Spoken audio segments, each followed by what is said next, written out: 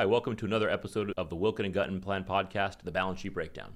Today, we're going to be talking about the impacts that certain 401ks will see as a result of the implementation of the Secure Act 2.0 of 2022.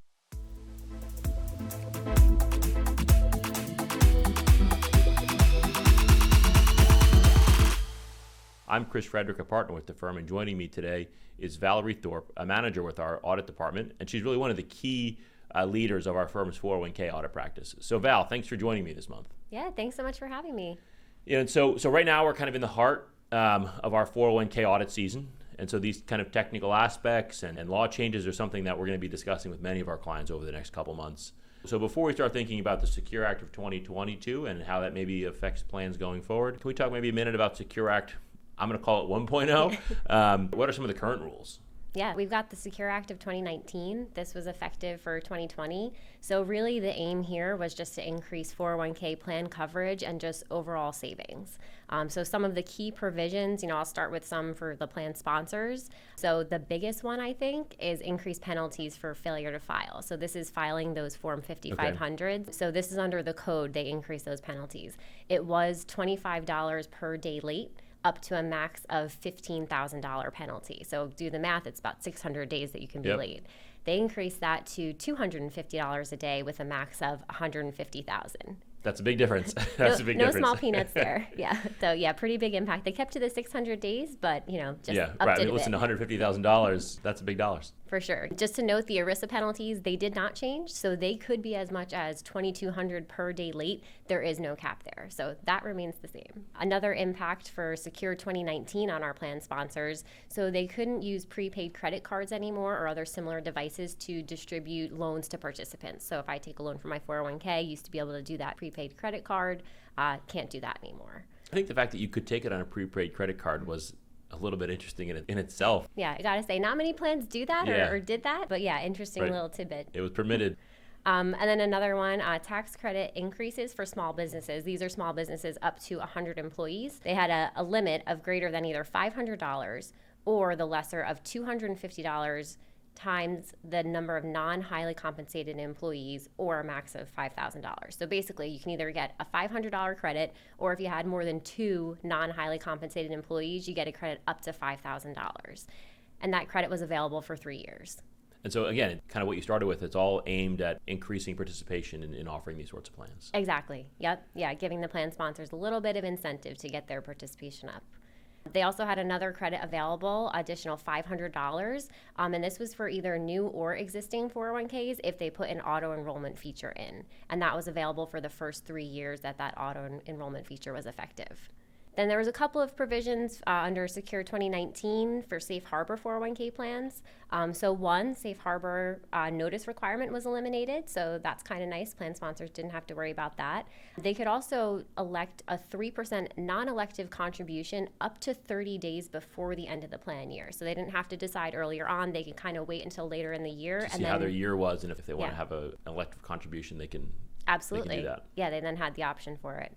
And then also the default limit for qualified automatic contribution arrangements, so QACA safe harbor 401ks, they increased that from 10% to 15%. So again, just allowing a little bit more savings. Right, more money to be pushed into these retirement plans. Exactly. That's a lot for maybe what impacted the companies that had these plans. What sort of impact would maybe me as an individual participant have felt from that 2019 law?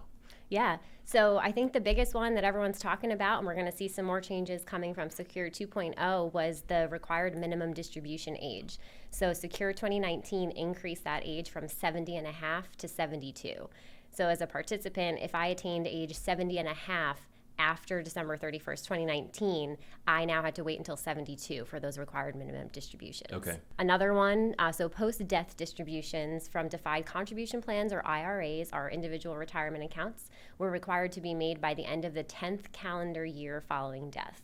So before this, if someone passed away, their beneficiaries would get those distributions over the life of the beneficiary, essentially. This changed it to 10 years. Right. So kind of. Right. They're saying we're not going to let you hold this for 30, 40 years. That's Absolutely. Just, if the person passes away, let's wrap these things up. Exactly. Yep. Over 10 years. There are some exceptions as always, but generally they shorten that up. Yep. And then another big one for participants. So part-time employees actually had some eligibility now. So before this, you had to work a minimum of 1,000 hours a year, attain age 21. Secure 2019 actually reduced it to 500 hours per year. If you work that in 3 consecutive years, you are now eligible to participate in the plan. That's interesting, and that's me as a participant, allows me to start saving for my retirement earlier. As if I'm working part-time, if I'm in college or something, and I might be able to get access to my employer's 401k plan where I previously couldn't. Right. Yeah, definitely reflective of what we've been seeing in the marketplace. Yeah. One other feature for our participants, they were allowed penalty-free distributions up to $5,000 for expenses related to either the birth or adoption of a child. So typically before, there were very few, distributions, early distributions you could take penalty-free. Now this just allowed them to take an additional distribution. That's great. I mean, so it's they're letting me start earlier, right? Yep. Giving me some more flexibility, giving me a little bit more access to the cash for some milestone life events, delaying how the RMDs come into effect as maybe everybody stays in the workforce longer and longer. Yep. So what is Secure Act 2.0 and when was it effective? Yeah. So Secure 2.0 became law December 29th, 2022. So again, just further trying to get more people in the workforce to be saving for retirement. And then they're also, again, acknowledging plan sponsors need incentive, and there's a lot of opportunities for new plans to come into play here as well.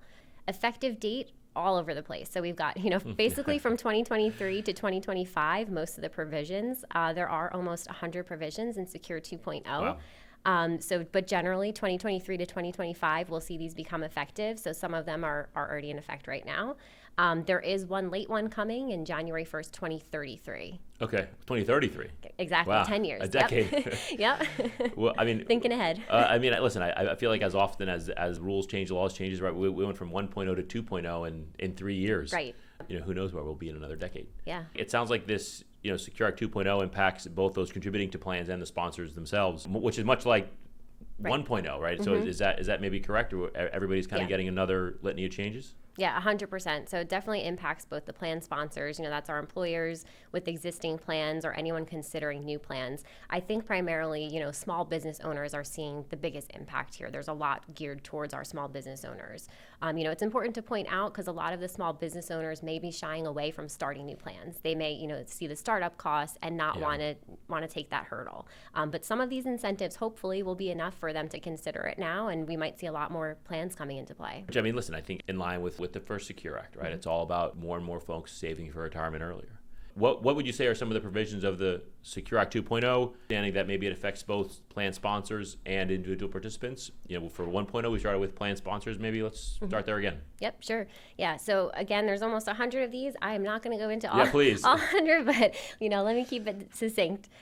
So there's some auto-enrollment changes. So any new plans now must auto-enroll their participants at a minimum. Must. Interesting. Yeah, requirement, yep. So they have to start at least 3%. They can go up to 10%. Wow. But definitely for new plans, no more option there. And then each year thereafter, they have to increase it by 1%, and that's until a minimum of 10%. So if you start your participants at 3%, you got to keep going up until you hit at least 10, and you can go up to 15. That's a huge change. Yeah. Again, obviously the goal here is that if it's a more automated way of saving for retirement where the participants don't have to do anything and the responsibilities on the plan sponsor, you're just going to get more and more folks saving money quicker. Absolutely. Earlier. Yep, absolutely. Wow. So this is effective for any plans after December 29th, 2022. So again, when Secure 2.0 came into play, any plans before that are grandfathered. And then, of course, there are exceptions as always. So some of those exceptions are small businesses with 10 or fewer employees, any new businesses that haven't been in play for more than 3 years, and then church plans and governmental plans. Those are the exceptions. Right, so this isn't something we're going to see any of our existing clients, but as new businesses are formed and new plans are put in place going into the future, that there should really be quite a few people who are going to have this auto enrollment with up to 10-15%. That's a significant portion of compensation. Absolutely, yeah. And I think as existing plans are seeing this come into play, they may put those auto enrollment features into place and kind of mimic this. It's funny you say that. There's a few clients we have. There's a manufacturing one that comes to mind that already has an auto enrollment plan in place voluntarily, and the quantity of their staff who didn't elect out of the auto enrollment is really high, right? So that there really Right. is a lot of people who are benefiting from these sort of auto enrollment plan types. Yeah, absolutely. And just to note, this is not effective until plan years beginning after December 31st, 2024. Okay. So big provision, but Right. little ways away. Yeah, as you're developing new plans, you have time to ease into it and get it up and going. It's not January Right. 1, 8 days after the law Yep. was passed, you've got to all of a sudden Exactly. flip it. Yep. So another one for plan sponsors. So again, kind of mimicking what we're seeing in the marketplace, they have an option now to match student loan repayments. So employers can say, yep, I'm going to make matching contributions on qualified student loan payments. And this is effective for contributions made for plan years after December 31st, 2023. I feel like the student loan payment one is one that's been talked about a lot. Like that's one I know I've read about. Like people who are early in their career or working with their budget. I'm sure there are situations where you're deciding between paying the student loans and maybe you're unable to contribute to the 401k. Right. But to know that employers can still make those matching contributions based on me satisfying my other obligations, about getting more money into individual retirement accounts and 401ks for everyone's eventual retirement. Yep, absolutely. Yeah. We're definitely seeing a lot of younger folks like we talked about coming into play. So when, if they're part-time workers, they can now start participating, and then, they got some student loans, more incentive. Let's get them in there. And then, for plan sponsors as well, there's some additional tax credits available. So new plans, the tax credits are increasing from 50% to 100% for those contributions. This is for employers up to 50 employees. So again, really looking at those small businesses. Right. Well, and that's what you said earlier, right? It's about incentivizing those smaller employers. Because listen, Coca-Cola has a 401k plan, right? Like the monster corporations. That's not who we're really targeting. There's there's hundreds of millions of people employed by these small businesses. Yeah. And so having additional tax credits to offset some of the cost really makes a difference. Exactly. Yeah. And going from 50% to 100%, it's significant. Right. Exactly.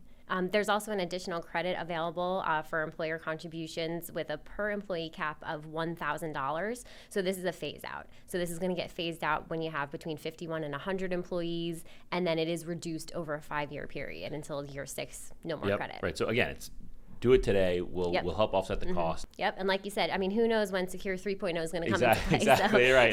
2022, 2025, who knows? We'll see. And then another credit available, so military spouse credit. So again, this is for small businesses that employ military spouses and allow those spouses to participate in their own plans. So the credit is the sum of, it's $200, and then you get up to an additional $300. It's 100% of employer contributions. So max credit of $500, you start with $200, and then with those employer contributions, you get that up to $300. So nice little incentive there to allow additional participation. Right. It encourages hiring, military spouses, and then some additional tax credit helps to pay for it. So, honestly, a lot of things when we talk about changes to plan sponsors, it's really clear how these affect me as a participant. Yes. And so, are there any other changes maybe that affect participant only, that have no real change on the sponsor side, that are just participant driven? So, interesting way of questioning it. So, yes, there are certainly provisions that impact the participants, but, obviously the plan sponsors, they have to be aware of them because they have to make sure they're implementing them properly. First and foremost, let me go back to the required minimum distribution age. We're here again. Secure 2019 made a change. Secure 2.0 making another change. So we're going now from age 72 to 73. And this was effective January 1st, 2023. So this is already in effect now. So once again, if you didn't meet that required, age of 72 before this, now you're waiting another year. Yep, right. Until they start kicking the money out. You can can let it grow in your 401k, which, we can argue about the age, right? But it's, to me, with people living longer and working longer, the fact that these RMDs don't kick in right away makes a bunch of sense, right? To say, hey, if you feel so inclined that you want to work into your 70s, by all means, right? Your retirement account will still be there for its intended purposes in your retirement. We're not going to start handing out cash. Exactly. Yeah. And then, we talked about a little bit, another change coming 10 years from now. It's the required minimum distribution age. We're going to bump it up to 75 now. So another 10 years. Yep. I'm sure there's an actuary out there somewhere that has a life expectancy table. Yep. And that's just certainly the direction it seems as though we're going. Exactly. You live longer, you work longer, and your money has to last you longer in retirement. Absolutely. Yeah. And then, on the flip side, there's reduced penalties for failure to take those required minimum distributions at, the appropriate time. So this is effective again now. It's for taxable years beginning after December 29th, 2022. So they reduced those penalties from 50% down to 25%. So if you don't exactly get it right, they're giving you a little bit of leeway here. It doesn't sting quite so bad. Exactly. Yep. Yeah. And they do say, if you correct it timely, then it'll be even further reduced down to a 10% penalty. So right, which is much more palatable compared to 50% once right. and done. Exactly. Yeah. And then another provision for our participants, higher 401k catch-up contributions. So first piece of this for highly compensated employees. So right now it's stated at $145,000. If you earn more than $145,000, you're highly compensated. Okay. That's going to be indexed for inflation, so that will change. But right now, if you are highly compensated, when this goes into effect, you have to make those catch-up contributions on a Roth basis. Okay, interesting. Yeah, so no more choice to say whether you want it, Squirrel pre-tax. all the money out pre-tax and wait for retirement. And then, the catch-up contribution limit is also increased to the greater of either $10,000 or 50% more than the regular limit. So like right now, 2023, $7,500 limit. So it would be 50% more than that, or $10,000 in this case. And this is for individuals who have obtained ages 60 to 63. Right, and so the highly compensated contributions being all Roth. Mm-hmm. I mean, listen, increase it as much as you want, right? You're paying all the tax kind of today anyway. I understand you get the tax-free appreciation. So to me, it almost makes a little bit of sense that they raise maybe what that contribution limit is. Right. If it's post-tax dollars. Right. It's like a bit of a give and take. Exactly. Yep. And this again, the $145,000, it's going to be indexed for inflation after 2025, so that's when they'll start increasing that amount. And this provision's effective for taxable years beginning after December 31st, 2024. So it's one of the later ones, but yep. It's coming. It's coming, exactly. Yep. And then, another change for our part-time employees. So Secure 2019 brought a nice change there for eligibility. We've got another change coming here. So where Secure 2019 said, you know what, if you do 500 hours in 3 consecutive years, you can become eligible. Secure 2.0 now brought that down to 2 years. So now, again, you become eligible faster. Right, so all those new plans, it's all about getting more money into 401ks. Right. Exactly. Yep. And this is not effective until after December 31st, 2024 either. So a little bit of time to adjust there. When we start talking about this 500-hour changes, is this applicable to existing plans, or does this really only affect newly implemented plans, say post 2023 or 2024? So I believe this is across the board. Okay. Yeah, so this is not just for new plans. This is just eligibility for participants going forward. Okay, so I'm sure everyone's TPAs are on top of it. And I think to your point, it's hey, if there's a change on who's eligible and when, let's not wait till January 1, 2025 to know that. Let's get that. Let's get our plan in place today to make sure that we can, that all these folks who are eligible to participate in our plan, that we've gotten them in. Exactly, yeah. And then for our participants, there's also, another emergency withdrawal eligibility. So we're talking distributions here. So before we talked about Secure 2019 allowing for some additional distributions penalty-free, this Secure 2.0 brings some more penalty-free distributions. So there's a 10% tax on any emergency distributions before this. Now they're getting rid of that 10%. So if you have an unforeseen or immediate financial need, for something personal, a family emergency, you can now take that penalty free. So again, just allowing a little bit more flexibility with how you're using your money. Well, and to me, that motivates me as a participant to want to put more money aside, to know that hey, if I have a family emergency, whatever that may be, right, I have access to my funds without there incurring a penalty, right? Where in the past, until you reach the retirement age, it was significant penalties for almost anything. So exactly. If you tell me that I can get to my money for those emergencies, that's one less excuse for me not to contribute more to my employer's plans as soon as I'm eligible. Yeah, that's a great point. This is my rainy day fund. Exactly. Right. Exactly. And I'm not going to use it to buy a new TV. Right. It's like an honest rainy day fund it's there if I need it for those emergencies. Yeah. But otherwise, it's appreciating in value and there for my retirement. Yeah. We talk a lot about changing dates, 2023, 2024, 2033. So what can be done today to maybe make sure that our clients these plan sponsors are prepared for these changes. Yeah. So, I mean, everyone's in the height of 401k season now. So some may have filed already. Some may be filing by, July 31st. Some may be waiting until the October 15th deadline. But we're all in the midst of it right now. So, as plan sponsors are completing those filings, checking over their forms, doing their due diligence, they're working with their auditors. They're working with their third-party administrators, their TPAs. So they should really be discussing, at a minimum, the 2023 provisions to make sure their TPAs have it handled. All in compliance. Exactly. Yep. And, plan sponsors, they have to make sure that they're doing their job, checking that this is all implemented properly.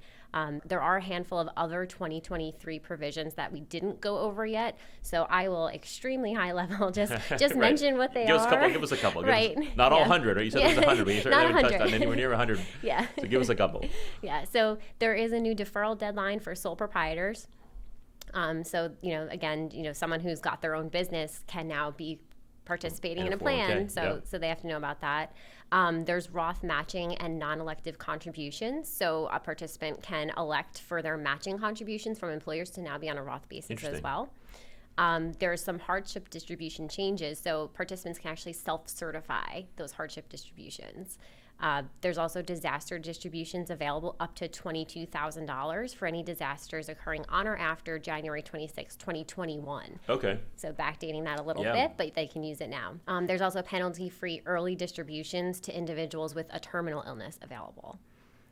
There's also qualified birth or adoption distributions. There's an amended recontribution period. So for those distributions, they can maybe now take penalty-free to recontribute that money into their plan. There's been a change. And there is a retroactive application part of that provision as well. Unenrolled participant notices are also no longer required if certain conditions are met by the plan sponsors. So again, just a requirement not to have to do some additional paperwork. It's like an administrative burden. It's exactly. Gone. And then, recovery of overpayments. So plan sponsors can elect, instead of trying to get those overpayments back from participants, they can elect to, treat that now as a rollover eligible amount. Okay. And then expansion of the employee plan's compliance resolution system. So this is the self-correction. So, and I'm a plan sponsor. I realize I made an error with accounting for the plan. Yep. I can do, have a couple more options for self-correcting that. Obviously, a lot of the rules in place now are kind of the final implementation of that kind of what I've been calling 1.0, and as we're getting more into 2.0, it really is clear what the overall intent here is, right? It's not about being a burdensome obligation to sponsors. It's about the facilitation of more money in the plan. I think one of the ones you mentioned about ways to correct over contributions, to just hang on to them to next year. Yep. What a simple way to do it, as opposed to what was the alternative of, like you said, getting that money back and processing it back through a subsequent payroll. And listen, hey, this is a nice, easy way to do it. And the fact that there's some changes to some of the self-correction procedures in place, it makes it much more palatable for sponsors to invest in these sorts of plans, because there are some administrative obligations that come with them. And so with that, Val, any maybe final thoughts on your side as we look to wrap it up? Yeah, so again, a lot of changes came from Secure 2019 and now Secure 2.0. So just reiterating to really work with the TPAs, work with the accountants to make sure that 2023 provisions are being followed, and just be aware of what's coming. Particularly right now, we're concerned about the required minimum distribution age change. There's potential election of Roth matching and non-elective contributions. That's a change. Different withdrawals are available now. You can get some more distributions available, and changes with the penalties, options for correcting those plans. That's all here now. So that's all stuff that we need to be aware of for sure. And then just with everything coming down the pipeline in the future, there's just a lot that we have to wrap our hands around, make sure that we're implementing properly. Right. And those TPAs and the accountants, us, we're here to help, and, can certainly help guide, through all of those provisions. For sure. I mean, and to your point, right, most of the TPAs that we work with, I'm sure, are on top of a lot of these changes, but how far have they, communicated up and down the channel? Because ultimately the responsibility is on the sponsor. And so to your point, making sure that we're reading all those emails from our TPAs and from a shameless plug to our emails, right? Yeah, exactly. Just working to make sure that all these changes are at least on your radar. Exactly. Is to me a great takeaway. Right. Well, Val, I really appreciate you taking some time sitting down with us this month. Obviously, as we're implementing these changes from the first Secure Act and now with Secure Act 2.0, they are pretty significant. I certainly picked up quite a bit. Yeah, absolutely. My pleasure. And so this wraps up another episode of the Balance Sheet Breakdown. I'm Chris Frederick, helping you make sense of the numbers.